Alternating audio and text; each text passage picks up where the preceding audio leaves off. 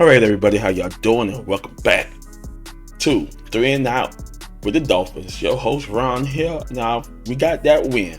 Yes, we got the win. We beat the Patriots 20-7, which was okay. I'm not really excited with their performance because I thought they could have beat the Patriots 29-0. But the defense gave up a touchdown with them boys. So other than that, let's go over the highlights and the performance of each player. And I'll give you my conclusion of what they should have done, what they need to correct in week 2 when we play Baltimore Ravens. And I hope that we have a good, successful season. Hope that we can go to the Super Bowl this year. We got enough talent to make the playoffs. But if the players are hungry enough, I hope that we could go to the Super Bowl this year and be excited with that. All right, let's get into it. That's right, 3 and out with the Dolphins, baby. Let's go. All right, the quarterback, the leader, Tua, had completed 33 of 33 for 270 yards. The offensive line gave up 3 sacks for 28 yards lost. Total passing yards was 242 yards, which was not bad. It's more conservative. I thought Tua should have about close to 400 yards passing, But the offensive coordinators, offensive coaches decided to go into a little conservative on their first game. I guess to go ahead and figure out the kinks of what should be done and what they need to correct. Alrighty, the backfield. Monster had 5 carries for 16 yards, 1 reception for 16 yards. Chase Edmonds had 12 carries for 25 yards, 4 receptions for 40 yards.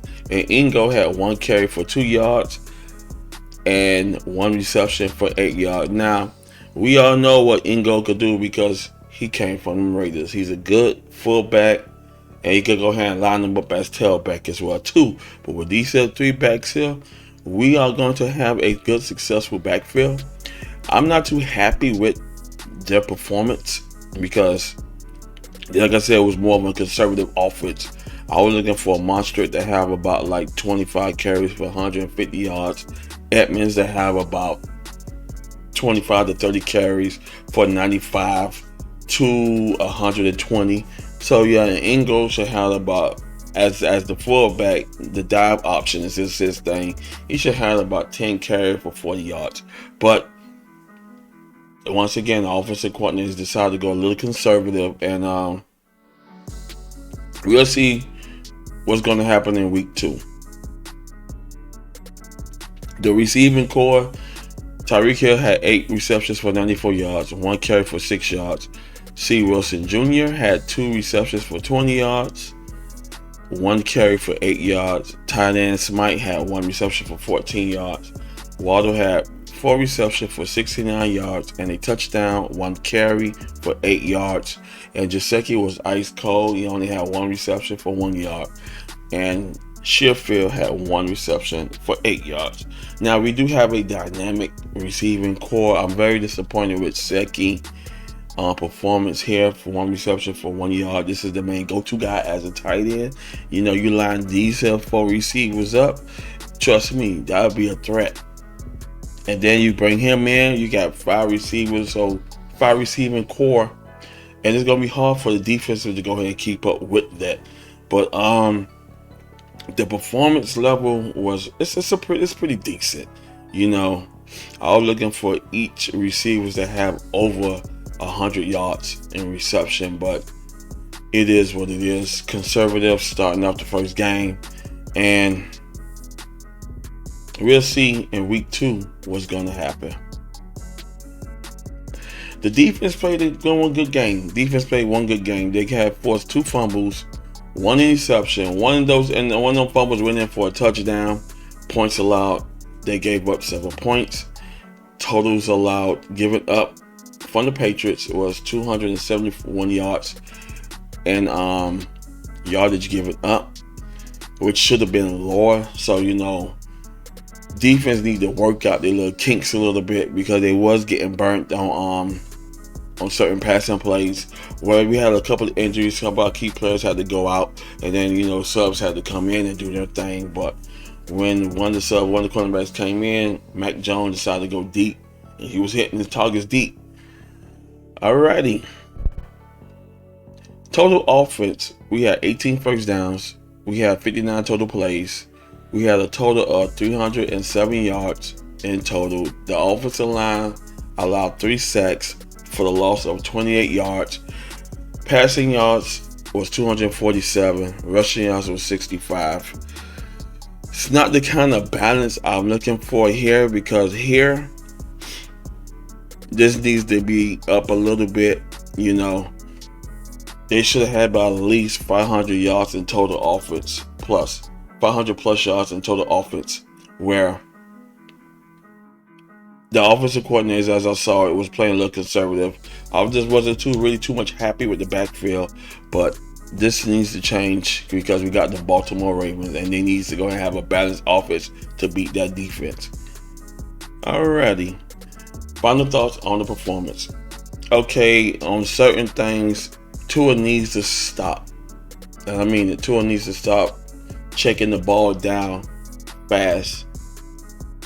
Yes, he had, and the reason why I say that, because he had Tyreek Hill on a post pattern that could have went in for a 35 to 40 yard touchdown. He was wide open by himself, and he checked the ball down to his running back.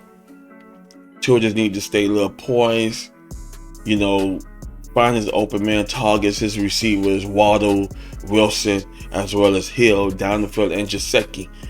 Stop going to him quick check downs. And he's so used to that in his rookie debut, checking the ball down. But overall performance, it was pretty decent. The running backs, I'm very disappointed with their performance. I was looking for Mostert and Edmonds to at least both have close up to 100 plus yards in rushing. The offensive line needs to go ahead and figure out we need to have a balanced attack on the offense. And if we have that balanced attack on offense, trust me, we're going to be unstoppable. Defense did good. The front line was putting pressure on the quarterback. That's what we want to see. And with that was good. The thing I was disappointed about is the secondary. The secondary did get beat on a couple of long plays that gave up a touchdown. When you go in the battle day in, day out, you want to go head on and settle down, stop the opposing team, go make them go 3 and out. Then when we get the ball on offense, we go down the field and we score. That's what the defense needs to work on, especially in the secondary, where they got to go ahead on and play a little tight, man-to-man, hard-nosed ball, pick up routes, be there for interceptions, etc. But other than that, the Dolphins played one great game, and I can't complain about that. So now, on to week 2, where we play the Baltimore Ravens Sunday. It's going to be a tough game because, Ravens own us. Yes, they do. So, I'm looking forward to that matchup with the Ravens, and I can't wait to see it. Give y'all my commentary, my thoughts, everything on it. The team performance, how good they do. Just like I sit down and said, that Tua needs to go ahead on and stay focused more and hitting Tyreek Hill and Wilson on the deep threats. You got 2 good deep threat receivers, and you got Waddle. You could go ahead and hit him on the slant routes, and Gesicki. So basically, we got talent, and there should be no issue with that. Rushing yards, we need to go hand on and do a balanced offense, and that's up to the offensive coordinators, the offensive coaches, the offensive callers, play caller. So when they go ahead and figure that out, trust me, we'll be unstoppable.